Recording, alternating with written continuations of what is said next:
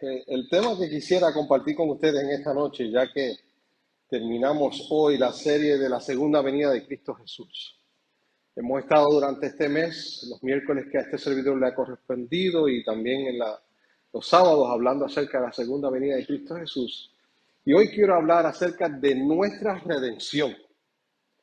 Porque fíjense, el plan de salvación no termina en el momento en que yo acepto el sacrificio de Cristo Jesús y me confieso, ¿verdad? Y recibo perdón por mis pecados. Y Él empieza a hacer una obra en mí. Y el proceso no termina con el evento glorioso de la segunda venida de Cristo Jesús. Continúan varios eventos que son importantes que nosotros podamos reconocer y podamos entender para ver qué es lo que nos espera. Porque lo más difícil en la vida, especialmente de un ser humano, es que usted pueda estar mirando hacia el frente y no pueda entender ni ver nada. Pero Dios en su palabra nos revela lo que ha de venir. Y por eso es importante que nosotros podamos estudiar su palabra y podamos entender lo que allí se nos está explicando. En los últimos capítulos de Apocalipsis nos muestra cómo se van a desarrollar esos momentos finales de lo que nosotros conocemos como el conflicto de los siglos o el gran conflicto. ¿Cierto? Porque eso es lo que está pasando ahora. Estamos en medio de un gran conflicto entre el bien y el mal. Y finalmente, lo más glorioso de todo esto, hermano, es que Dios revela que al final quien obtiene la victoria es Cristo Jesús. Así que por eso es que Jesús nos hace un llamado a que nos unamos a Él. Porque si nos unimos a Él, también la victoria será nuestra. Pero si nos mantenemos distantes de Él, pues entonces no obtendremos la victoria. Y la victoria es algo glorioso para todos nosotros porque nos deja saber de que viene más después de esa victoria. Y eso es lo que todos queremos alcanzar. Porque cuando la Biblia, y estoy en la introducción, ¿verdad? Cuando la Biblia habla acerca de la eternidad, no está hablando simplemente que la eternidad llegó hasta la segunda venida de Cristo Jesús. La Biblia está diciendo, la palabra de Dios, que la eternidad va más allá de lo que yo puedo imaginar, porque nunca puedo encerrar a Dios en un tiempo, ni tampoco los planes de Dios en un tiempo. Porque los planes de Dios son eternos. Y a los planes de Dios son ser eternos y yo participar y recibir esa eternidad que se nos ha prometido. Porque eso es lo que dice Juan 3:16, para que todo aquel que crea no se pierda, más tenga que vida eterna, o sea que es una vida que nunca va a terminar. Y gloria a Dios por eso. Pero los eventos que suceden, por ejemplo, Apocalipsis 20 del 1 al 3, habla acerca de que Satanás es encadenado. Y resumiendo rapidito, cuando aquí habla, porque lo hemos hablado anteriormente y usted puede buscarlo, aquel que está sintonizando a través de YouTube puede buscar los sermones anteriores que estamos hablando acerca de ese evento. Pero cuando dice que Satanás es encadenado, está hablando de que Satanás está encadenado por alguna circunstancia, y la circunstancia es que no habrá seres vivos en este planeta durante el milenio que él pueda tentar. Tampoco tendrá el acceso a otros planetas, ni tan siquiera al cielo. Satanás tendrá que quedarse aquí en esta tierra, encerrado, si pudiéramos decirlo así, porque es aquí donde tendrá que morar por 1000 años sin poder salir de este planeta. Y Satanás en un momento dado ha tenido acceso a otros lugares. Y eso lo podemos entender a través del libro Primeros Escritos de la famosa escritora Elena G. de White, cuando ella dice que vio a Enoc en un lugar que tenía 7 lunas. Y ella preguntó, Enoc, ¿tú fuiste trasladado a este lugar, a este planeta? Dice, no, yo estoy visitando. Pero en un momento dado, cuando ella vea en otro planeta que su ángel la lleva en visión allí, ella ve a estas personas majestuosas. Y ella le pregunta, ¿y quiénes son ustedes? O sea, ¿cómo es que ustedes son diferentes a nosotros? Y él le contesta, la persona con quien habla, nosotros no caímos en tentación. ¿Qué significa eso entonces? Que fueron tentados. El árbol estaba allí, de la ciencia del bien y mal, pero ellos no se dieron. A diferencia de nuestros primeros padres, Adán y Eva, que sí cayeron en tentación. Así que Satanás atado aquí no puede hacer nada simplemente está durante ese milenio con sus ángeles caídos. Eso es lo que nos dice Apocalipsis del 1 al 3, 20 del 1 al 3. Y no está hablando de todo el proceso que sucede durante ese milenio, en ese capítulo 20. Es importante que nosotros podamos estudiarlo. Y podemos sacar un sábado por la tarde, un día, para poder estudiar ese capítulo, porque es importante que podamos entenderlo. Y después de eso dice que en ese tiempo que Satanás está atado a esta tierra, los redimidos estarán en el cielo por 1000 años. Por 1000 años, ¿cierto? Vamos a Apocalipsis capítulo 20, vamos a leerlo rapidito, que esos serían los versículos 4 al 6.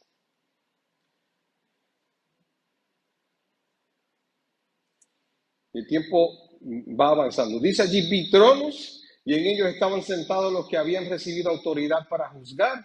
Vi también las almas de aquellos a quienes le cortaron la cabeza por haber sido fieles al testimonio de Jesús y al mensaje de Dios. Aquí está hablando de los resucitados y de los redimidos. Y dice, ellos no habían adorado al monstruo ni a su imagen, o sea, a la bestia, ni se habían dejado poner su marca en la frente o en la mano. Y vi que volvieron a vivir y que reinaron con Cristo. ¿Cuánto dice allí? 1000 años. Y a eso nos referimos al milenio en el cual estaremos en el cielo. Y Pablo dice que seremos como jueces. Y usted se preguntará, ¿cómo es eso que seremos como jueces? Pues lo vamos a mirar en unos minutos. En Apocalipsis 20, del 7 al 15, habla acerca del juicio final. ¿Qué es lo que pasa en el momento? Vamos allí, el versículo 7 al 15, pero vamos a leer algunos de ellos nada más. Dice, cuando hayan pasado los 1000 años, ve que el tiempo llega a su fin, los 1000 años. Cuando hayan pasado, Satanás será soltado de su prisión. Significa que ya al resucitarse los impíos, aquellos que están levantándose en la segunda resurrección, Satanás entonces ya tiene otra vez la oportunidad de acercarse a la gente. Y dice allí, y saldrá a engañar a las naciones de los 4 extremos de la tierra.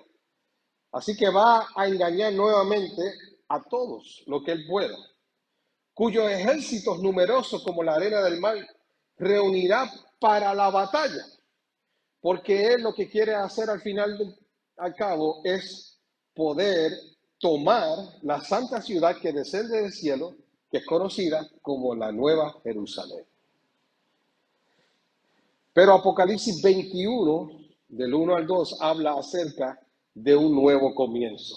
Todo esto pasa después de la segunda venida de Cristo Jesús. Y después de ese nuevo comienzo que se habla allí en Apocalipsis 21, del 1 al 2 y 22, del 1 al 4, miren cómo dice el capítulo 21, que es el siguiente.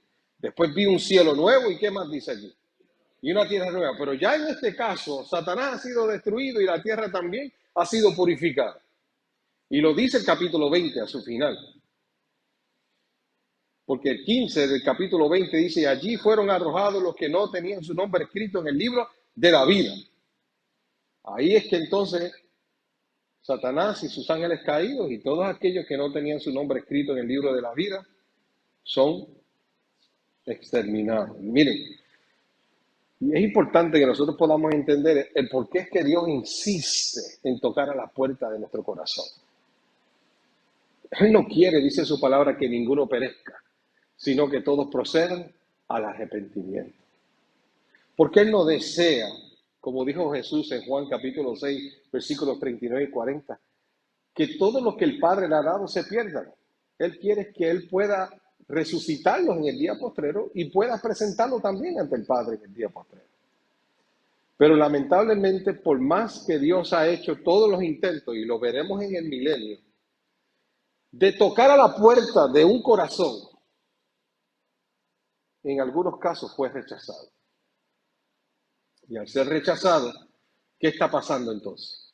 Les espera la sentencia de muerte. Y Cristo Jesús nos hace el acercamiento, hermano querido, día tras día. Aún después de aceptarlo, escuche bien, aún después de aceptarlo, Jesús a través de su Espíritu nos amonesta a buscarlo para mantener esa relación. Y al mantener esa relación, reconocemos al novio que vendrá descendiendo de los cielos. Y dice allí el versículo 1 del capítulo 21, vi un cielo nuevo y una tierra nueva, porque el primer cielo y la primera tierra habían dejado de existir. Y por eso tenemos que tener cuidado cuando se nos dice que después que venga Cristo Jesús, habrá un tiempo para las personas existir aquí y arrepentirse. Porque la Biblia no nos habla de eso.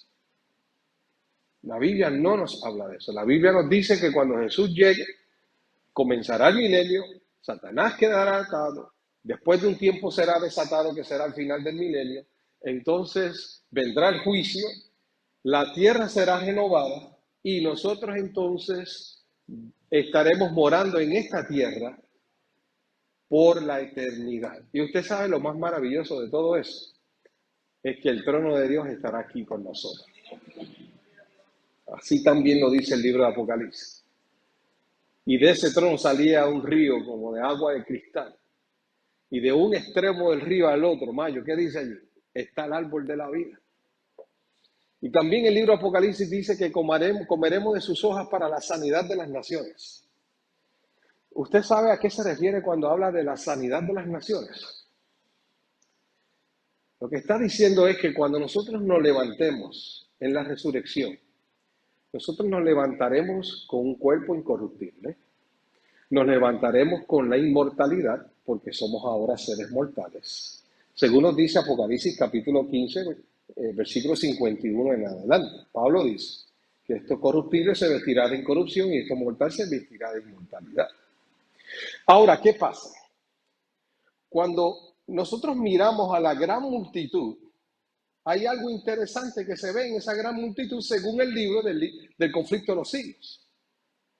Y es que Adán y Jesús son los que sobresalen en estatura a toda la multitud. Porque Adán cuando fue creado no fue tan chiquito como yo. Y Shaquille O'Neal todavía es pequeño al lado de Adán. Ustedes conocen al famoso jugador, ¿verdad?, de baloncesto fuerte, de 300 y pico de libras, que jugó para los Orlando Magic y también para los Lakers. Todavía existe él, es un locutor, promotor de deporte. Él mide casi 8 pies, pero se nos entiende a través de la teología, los teólogos, de que Adán midió 12 pies de altura. Entonces, cuando la Biblia dice, Maya, que estaremos comiendo de las hojas para la sanidad de naciones, realmente lo que está diciendo es que al yo comer de esa hoja, mi naturaleza, que en ese momento es incorruptible y que es inmortal, se estará transformando a la imagen y semejanza de Cristo, como cuando Adán y Eva fueron creados al principio. Porque ¿qué pasa? Si yo cuando me levanto en la resurrección, diferente, usted no me va a reconocer. ¿Cómo usted me reconoce? Como yo fui conocido aquí en la tierra. Eso dice Pablo, que nos conoceremos. Pero según pasa el tiempo comiendo de las hojas de la sanidad de las naciones, para la sanidad de las naciones, nosotros seremos transformados hasta llegar a la estatura de Adán y las damas a la estatura de Eva y parecernos aún más a la semejanza de Cristo, del cual nosotros fuimos creados desde un principio, pero que por el pecado se fue perdiendo. Y al estar en la Nueva Jerusalén comiendo del árbol de la vida que le fue quitado a Adán y a Eva para que ellos siguieran viviendo, nosotros entonces comeremos de su fruto y también de sus hojas para llegar al punto donde comenzó todo en la creación con Adán y Eva. Y gloria a Dios por eso. Así que, Aurea querida, no siempre vas a medir la estatura que tú tienes. Ni yo tampoco. En algún momento dado, especialmente mami, que apenas mide 5 pies, perdóname mami que te tire al medio, pues podrá medir el doble, que son 10 pies. Es la estatura que se entiende que Eva tenía sobre el ser humano. Porque recuerde que el tiempo ha pasado, y cuánto tiempo ha pasado se entiende de la creación según la Biblia y según los teólogos y los 6.000 años, un poco más de 6.000 años. Así que lo que ha pasado nos ha ido echando para atrás, ¿verdad? En ese sentido de parecernos a imagen y semejanza de Dios. Pero gracias a la sabiduría del cielo, yo y usted también, porque yo espero estar allí, seremos transformados poco a poco para parecernos en totalidad a imagen y semejanza de Cristo. ¿Valdrá la pena llegar allí? Sí, Señor, valdrá la pena. Y eso es lo que quiere Jesús para todos nosotros. Jesús no quiere que Él solamente coma del árbol de la vida si es que Él ha de comer de Él para compartir con nosotros. Él quiere que todos comamos de Él. Y eso tendrá una razón, por eso es que estará allí. Porque según yo vaya cambiando, pasarán yo no sé cuántos años, María, que yo vaya transformándome a ser semejante a Cristo Jesús, pero pareciera que Aurea me va a medir en la pared. Mira, ya tú mides 6 pies y medio. Y por ahí sigue marcando. ¿Y cuántos años habrán pasado? Yo no sé. Pero sí sé que en un momento dado en la eternidad yo volveré. O yo tendré, porque yo nunca he sido así. Tendré la imagen y semejanza de Jesucristo. Y seré tal y cual fue la estatura de Adán y de Eva, las damas en este caso. Así que la redención es algo maravilloso y poderoso.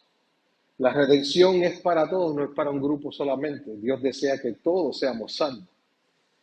Y por último, lo que nos quiere hablar la Biblia en los capítulos finales es que ya no habrá más lágrimas. Qué rico será eso.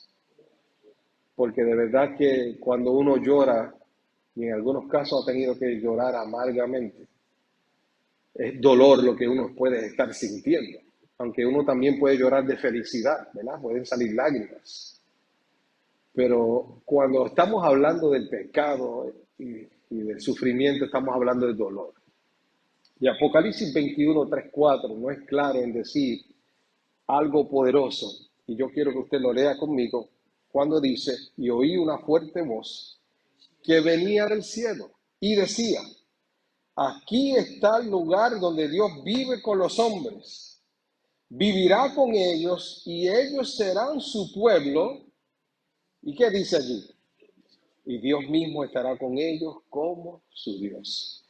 Hermano, yo no sé si usted ha sacado un minuto para contemplar esto, pero si usted sigue leyendo ese capítulo y el capítulo anterior, siguiente, perdón, el 22, en algún momento dado dice que ya no habrá necesidad de sol ni de la luna, porque la gloria de Dios estará con nosotros.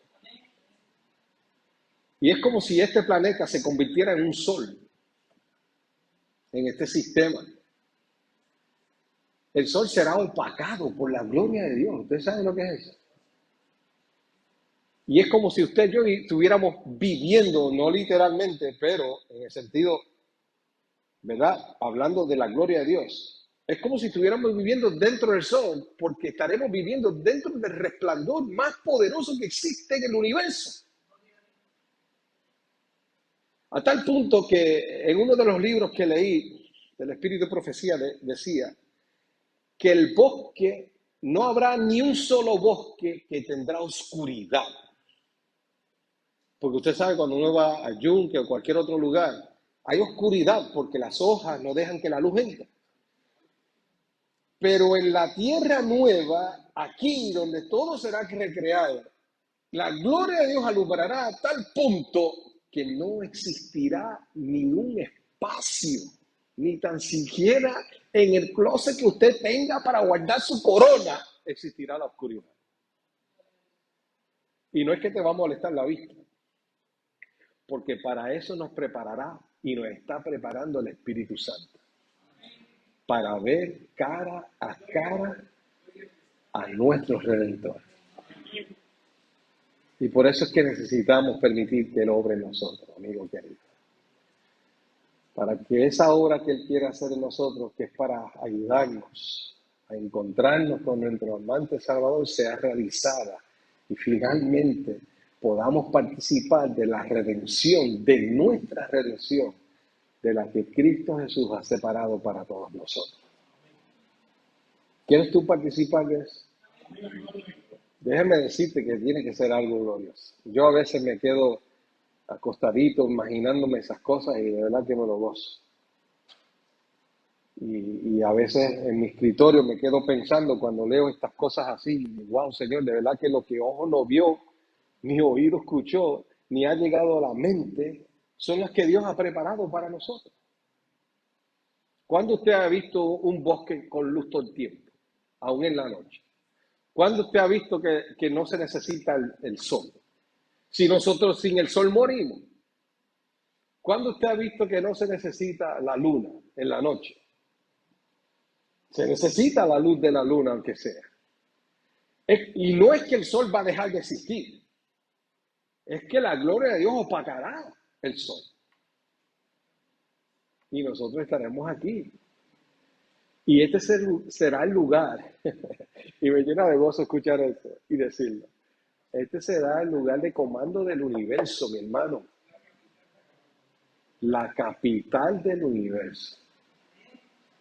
No tienes que mirar ya a mayo al Orión para ver cuándo es que vendrá Jesucristo, porque Él estará aquí con nosotros. Vale la pena hacer el esfuerzo, ¿verdad? Para poder disfrutar de aquello que Dios nos ha llamado y nos insiste, porque Él no quiere, y vuelvo y repito, que ninguno perezca, sino que todos podamos recibir la salvación. Y eso es lo que Dios tiene separado para ti y tu familia. Eso es lo que Dios tiene separado para sus hijos. Y aquel que se encuentre registrado en el libro de la vida será el que recibirá todo eso y más. Porque usted sabe, y concluyo con esto, que usted va a encontrar algo interesante de lo que Dios nos va a revelar. Y no muy bien pensaste, ya llegué al máximo. Aquí ya yo estoy usando un 100, casi un 101% de mi conocimiento, de la sabiduría que Dios me ha dado, cuando llega algo nuevo. Y tengo que nuevamente aprender de eso. Por ejemplo, del amor de Dios. Nosotros no estaremos por un tiempo aprendiendo del amor de Dios. ¿Cuánto tiempo estaremos aprendiendo del amor de Dios? Mire, el tema es largo. El tema es largo. Porque ¿cómo es que ese Dios se humilló para venir y nacer en esta tierra? Mientras que Satanás quería el trono, él quería venir aquí a salvarnos a todos. Ese es el Dios que te está llamando. Vale la pena escucharlo y vale la pena someternos a Él.